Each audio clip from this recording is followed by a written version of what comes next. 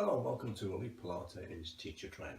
I'm Paul, YMCA Level 3 Diploma course, and this lesson is on anatomy. The muscle we're going to look at today is the piriformis muscle.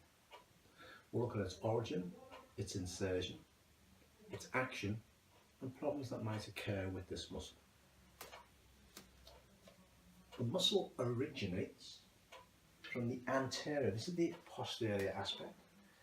It originates from the anterior sacrum, comes through sciatic bone, sciatic notch, and it inserts on the top part of the trochanter there. In other words, it follows this path.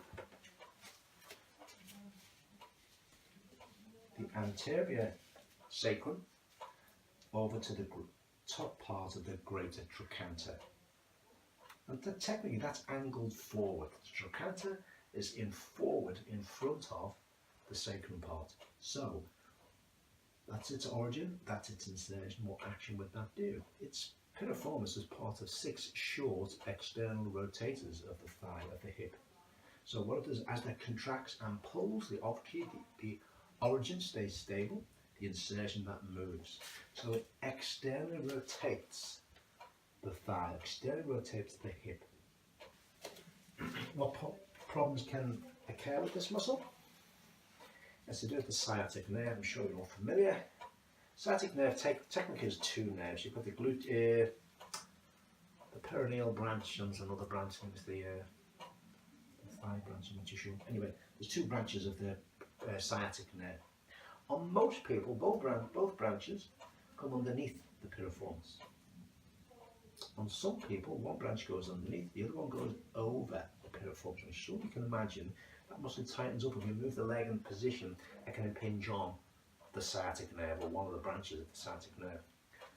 On some people, far rarer however, but the branch of the nerve can actually pass through the muscles, similar to the scalene muscles, the scaleus medius, medius scaleus, where the nerve, brachial plexus, passes through. Similarly here, the sciatic nerve passes through the piriformis. And you've only got to get a slight contraction or spasm in the piriformis muscle, impinges on that nerve and can cause a lot of pain. Having said that, it's what's referred to as pseudo-sciatica, as so-called true sciatica occurs up here, where there's a bulging disc. Usually, bulging discs, there's about 15 different names for different things that can go on with the discs, and where it impinges on the nerve in the lumbar, usually in the lumbar area. That's like true sciatica, pseudo-sciatica. You usually can do stuff about it. It's usually about over-tight muscles, not just the piriformis. You've got 6 short external rotators there. 2 gemellus, 2 obturator, quadratus femoris or femoris, and the piriformis. And that's the piriformis muscle. Its origin, the anterior aspect of the sacrum.